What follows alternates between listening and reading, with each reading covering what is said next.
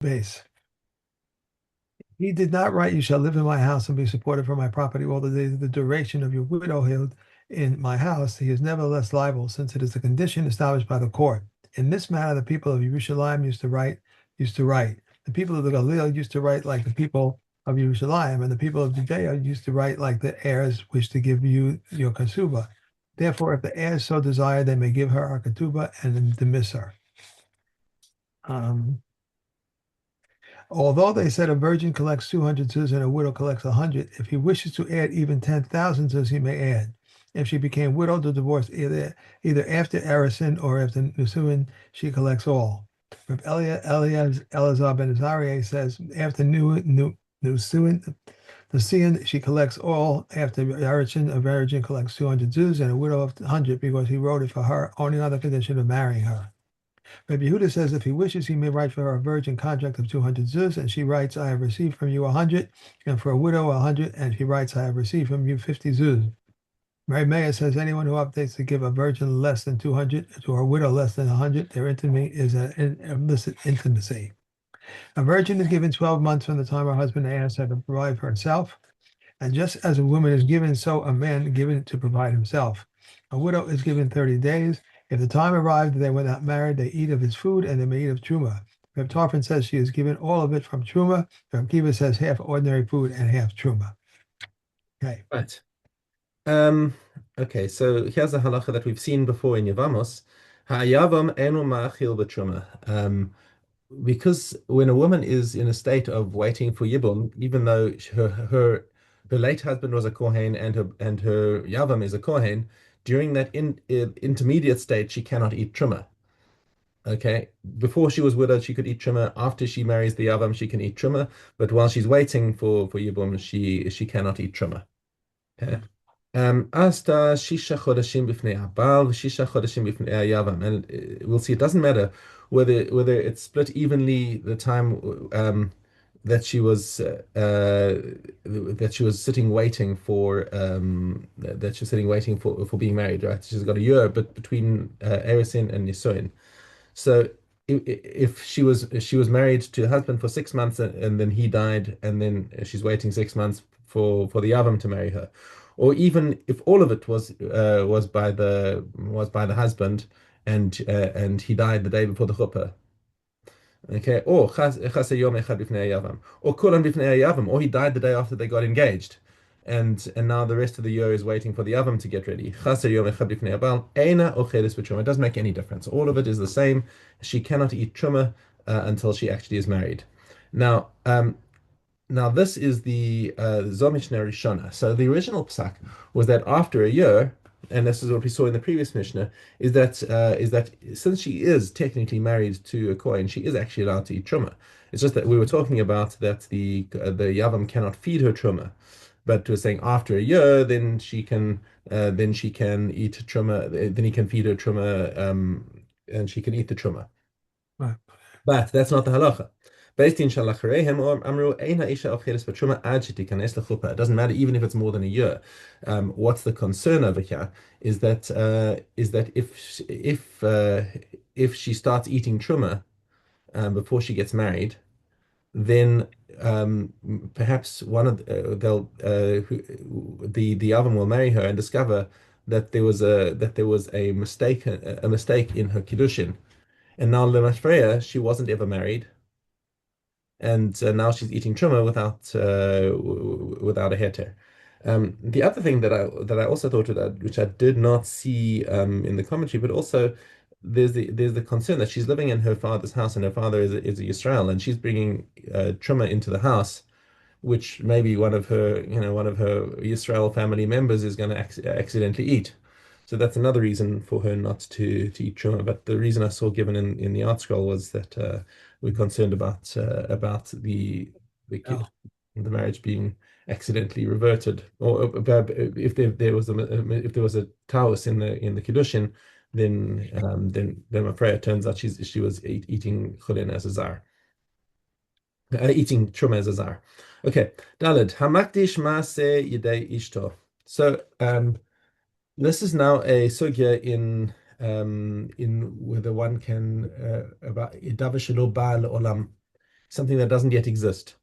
Okay. Okay. So a man says, okay, whatever. First of all, the relationship that we're talking about between a husband and a wife over here is the default relationship where a husband is obligated to feed his wife, and in return, um, he's entitled to everything that she makes. Okay. She can opt out of this. She can say, no, I don't want to be fed by my husband. I want to be able to earn my own living and make my own money. And then she's entitled to keep the money that she makes. Okay. We're talking about a situation in the first case where the husband's obligated to feed the wife, and in return he's entitled to everything that she makes.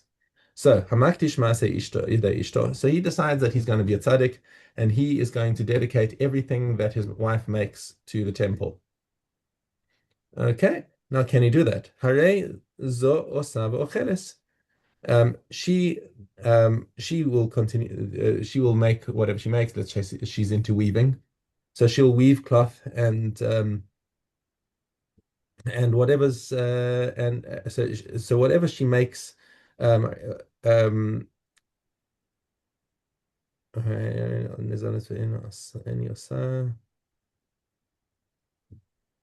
second, let's just see this. Right, whatever the excess is of whatever she makes, that this is oh,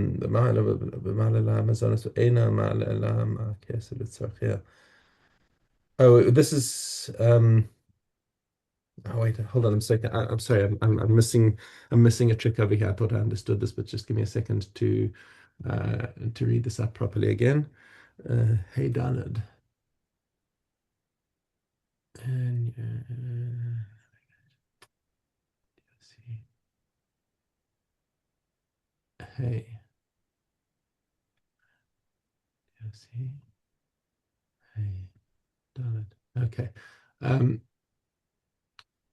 she Okay, she may work and eat. That is, the handiwork does not become consecrated even when it comes into existence.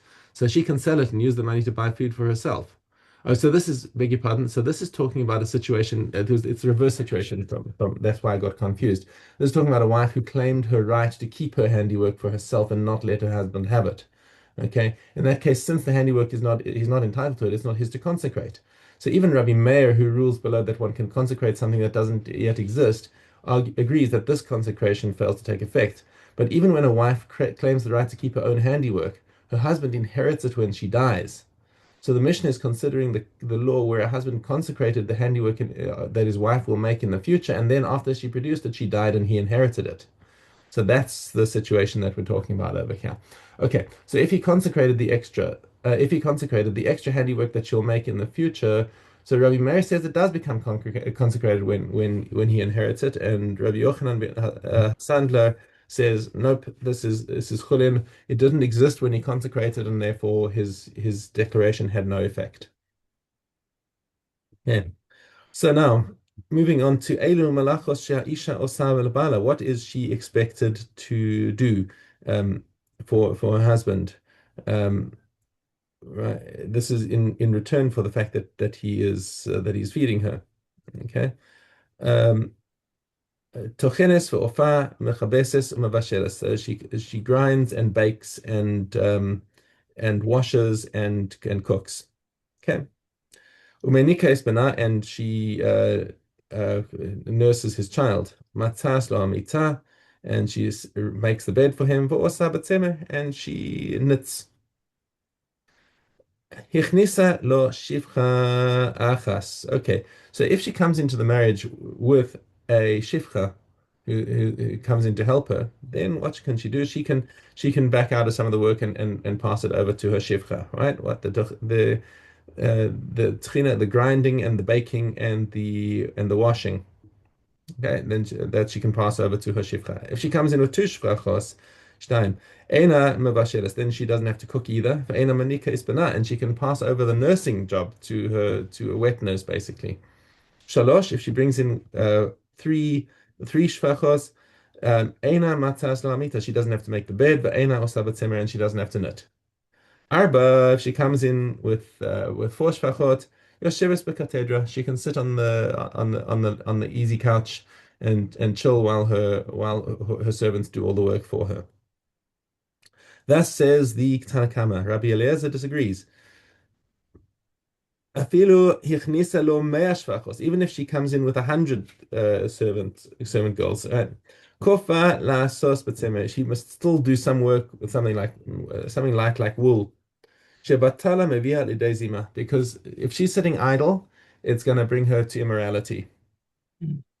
Rabbi Shimon Gamliel Omer, af hamadir es ishto milasos melacha. And conversely, let's say you have a husband who takes a neder that his wife against his wife that says if you do any work, then you'll be aser to me. Okay, yotzi v'ten kesubasa.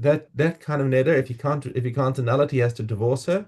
Why? Shebatala mevia lidei shiamom, because it'll drive her crazy if she's sitting there and can't do any work. Okay, and that's grounds for forcing a divorce. Okay, All back right. to Beis Yud. That's good. And in these cases, people are believed to testify when they are of age about what they saw when they were minors. A person is believed to say, "This is my father's handwriting, and this is my teacher's handwriting, and this is my brother's handwriting.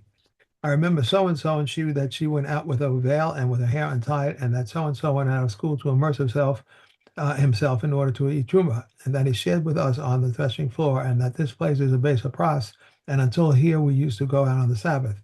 But person is not believed to say so and so had a right in the way in this place, so and so had a stopping spot and a utilizing place spot in this place. Um, that's it. All right, in this place. Okay, and there are maidens who are entitled to a fine one who is intimate with a mamzeres, a Nisonite or a Kuthium.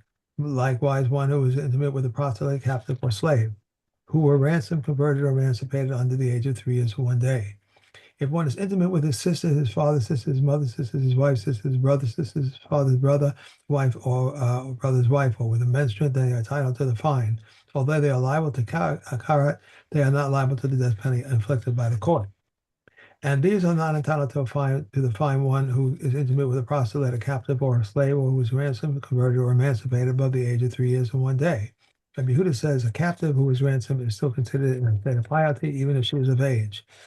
If one is intimate with his daughter, the daughter's daughter, the son's daughter, his wife's daughter, um, her daughter's daughter, they're not entitled to the daughter's daughter. They are not entitled to the fine because of the libel for his life. For his death penalty is in the hands of the court, and anyone who is liable for his life does not pay money. For it is said that if there is no fatal injury, then he shall be punished. Okay, Okay. that's it. That's it. Okay. And y vamos, Chet Kimmel. The Ammonite and the Moabite are prohibited from marrying into the congregation, and the prohibition is perpetual. However, the women are permitted immediately, and the Egyptian and the Edomite are prohibited from marrying into the congregation only until 3 generations, both male and females. Reb Shimon permits the females immediately. Reb Shimon says the matter is subject to a forte reason, and in this case, where the males were prohibited perpetually, the females were prohibited immediately. Then how much more so in the case where the males were prohibited only until 3 generations, and the females should be permitted immediately? They replied to him, if this is a precept handed down, we will accept it, but if it is a ruling, there is a rebuttal to it. He said to them, not so. What I say is a precept. Azerim and Nisanites are prohibited from marrying into the congregation, and their prohibition is perpetual, both male and female. Rabbi Shua said, I have heard that the Tzaris performs Chalitza, and that the Chalitza is performed with his wife, and I have also heard that the Tzaris does not perform Chalitza, and that Chalitza is not performed with his wife, and I cannot explain it. Rabbi Kiva says, I will explain it. The person tended by a Tzaris or by an act of a man performs with Chalitza, and Chalitza performed with his wife before at a period of suitability. The congenital Tzaris does not perform Chalitza, and Chalitza does not perform with his wife because he had no period of suitability. Reb Eliezer says not so. Rather, the congenital Tzaris performs Chalitza, and Chalitza performed with the wife since he may be cured. A person remembered by Tzaris by an act of man does not perform Chalitza, and Chalitza is not performed with his wife since he cannot be cured. Rabbi Yeshua ben Sarah says, testified about the Meguas, who lived in Jerusalem, who was a person rendered by Cyrus by an act of man, and would even by performing with his wife, supporting Rabbi Akiva's statement. The Saras does not perform Kalitza or Yubim, when similarly the Alonis does not perform Kalitza, nor may she be taken in Yibum. The Saras who perform Kalitza with his Yavama did not prohibit her. If he can cohabitated with her, he prohibited her because he was an illicit cohabitation. Similarly, with Alonis, the brothers performed Kalitza with her, they did not prohibit her. If they cohabitated with her, they prohibited her because cohabitation with her is illicit. Okay. Next. Sukkah. Okay. Gimel Yud Base. Originally, the Lulav was taken in the temple 7 days, and in the provinces it was taken 1 day. After the temple was destroyed, Rabbi Yochanan ben Zakkai instituted the Lulav in remembrance of the temple, and that the entire way of waving is forbidden. On the first day of the festival, they fell on Sabbath. All the people would bring their lulav into the synagogue. On the morrow, they would awaken early and come. Everyone would recognize his own lulav and take it. For the sages said, a man cannot fulfill his obligation on the first day of Sukkot without a lulav belonging to his friend. But on the other days of Sukkot, a man may fulfill his obligation with a lulav belonging to his friend. Rabbi Yossi says, if the first day of Sukkot fall on the Sabbath and one forgot and carried the lulav and out in the public domain, he is exempt where he carried it out with permission. Okay. Hold on, is that done? With permission, that was after 14. Yes, that's right. That's it. Okay. Truma. A wine strainer is forbidden. A wine strainer is forbidden because it is uncovered, but the Kamya permits it. If a doubt of uncleanness arose according to a jar of truma, Rebbe Eliezer says it was lying in an exposed place, it should be put in a hidden place. If it was uncovered, he should cover it. But Rebbe Yeshua says, if you lay it in a hidden place, he should put it in an exposed place, and if it was covered, he should uncover it. Now Hamil says, let him do nothing new about it. Oh, sorry. If so too, if a jar of oil was upset, Rebbe Eliezer and Rabbi Yeshua agree that it can save it from one clean reveal. Hold on, I think you jumped one, didn't you? Yes. The 1, 2, 3. I did 3, 9. the Oh, number, yeah. the So jar was broken. The jar was broken in the upper part of the press, and the upper lower part is unclean. Rebbe Eliezer and Rabbi Yeshua agree that it can save one from one clean reveal. He should save it. If not, Rebbe Eliezer has let it descend and become unclean, but let him not make it unclean with his hands. Okay, and one more. There we go. If a jar of oil was upset, Rebbe Eliezer and Yeshua agree that he can save it from one clean reveal. If he should save it, but if not, Rebbe Eliezer says let it descend and be absorbed, but not let him gather it up with his hands. Okay. Oleos. Yeah. Okay, this is test Zion. Test Vav.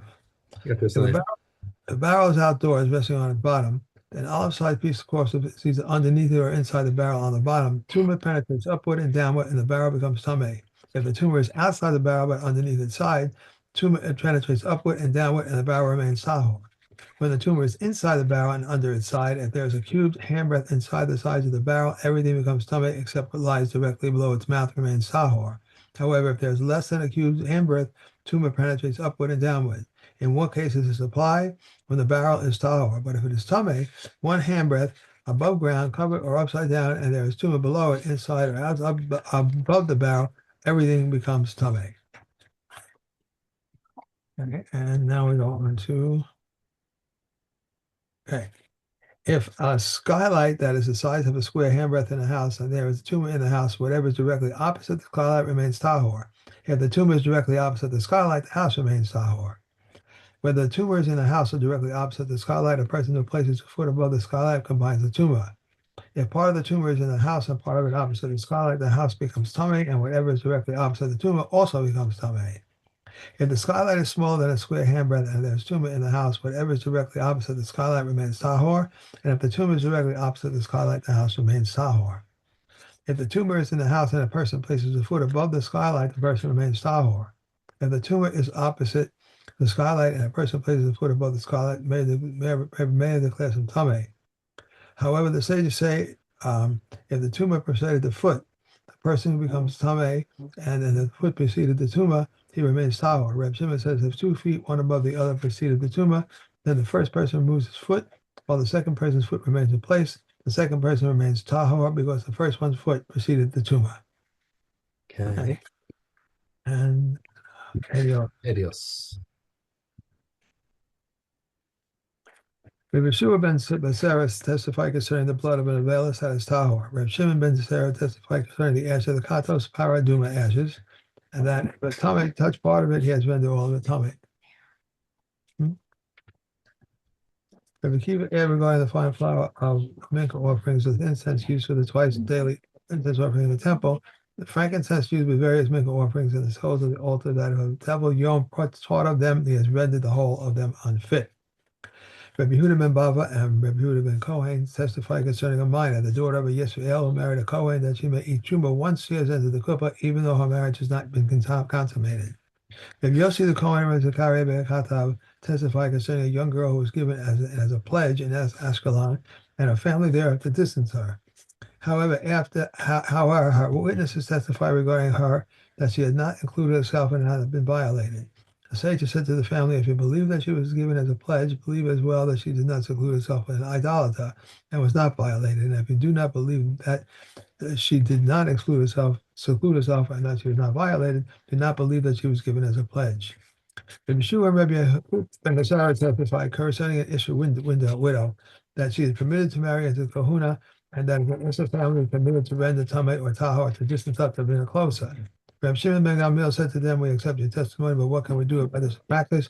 And Rabbi Yochanan ben Zakkai agreed not to seek courts for the purpose, for the king Kohanim will lead you to distance, but not to bring close. Okay. Okay, and we're done. Okay. Okay. Okay. Terrific. Have All a right. lovely Great. and quiet day. Hope you a quiet day. Hopefully tomorrow we'll be able to do Yeah. this again. Okay. Okay. Okay. Cheers. Thank you. Bye.